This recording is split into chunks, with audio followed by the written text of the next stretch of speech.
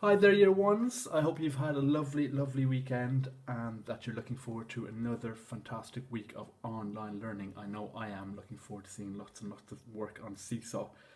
I know I've said loads and loads of times that you should practice your reading because the more you practice, the more fun it becomes, and that is definitely, definitely true. Reading is a really, really fun and pleasurable thing to do. I do it every single day because I really do love it. But there's another reason why you should be practicing your reading. Reading helps you learn. Okay, it helps you learn about things. So if you read a book about the Romans, you're going to learn more about the Romans.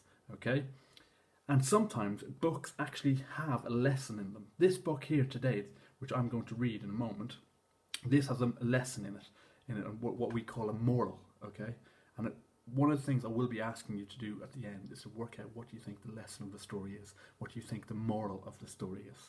Okay, but before we go any further, I want you to see if you can tell the person, whoever's next to you, who you think is the author of this book, The Lion Inside, and who do you think is the illustrator. So the author is the person who wrote it, and the illustrator is the person who drew the pictures. Pause it there and have a quick guess. Okay, so Rachel Bright is the author and Jim Field is the illustrator. What you'll find with most front covers of the books is that they'll put the author first before the illustrator.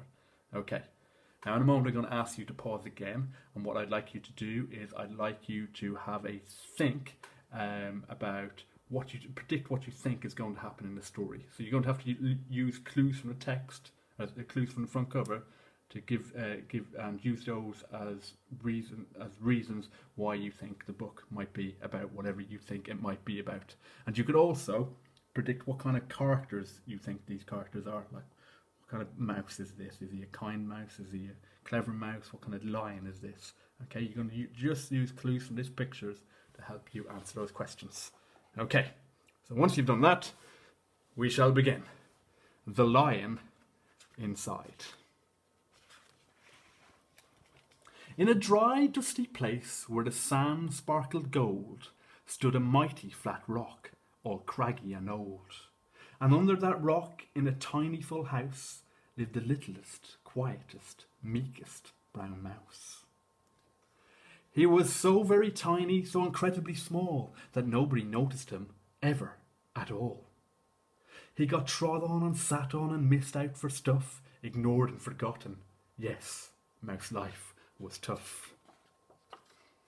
Meanwhile, far above, on top of the rock, times were quite different. It was Lion O'Clock.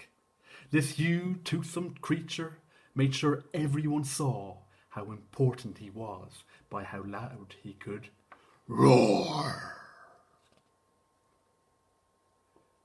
He was head of the pack, he was shouty and tough. He loved showing the crowd he was made of strong stuff. Yes, all were impressed by this mighty King Cat. If only, thought Mouse, I could be more like that.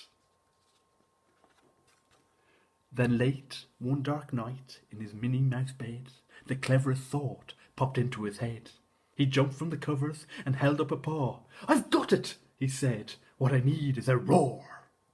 I mean, what if this mouse with the weeniest squeak was a little more grrr and a little less meek? Well, he'd still be the smallest of fuzzy brown mice, but he'd make friends and join in, and life would be nice. Yes, thought the mouse, I must find out how. I will learn how to roar, and I will learn it now. But gulp, oh my gosh, there was only one beast who could teach him the thing, but might make him a feast. It was time to be strong, take a chance, after all. Forever was such a long time to be small. So he made himself brave, and he thought like a winner. He set off for the top, hoping not to be dinner.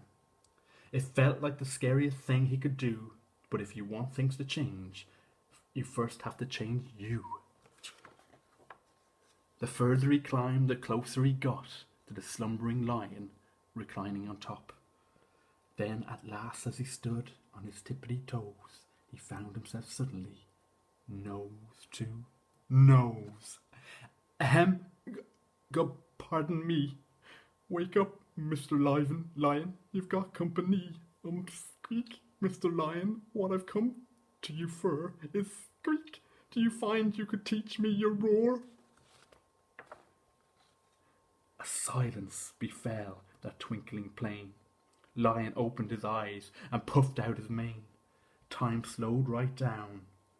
Why, it felt like a week. Then he opened his mouth and let out an eek.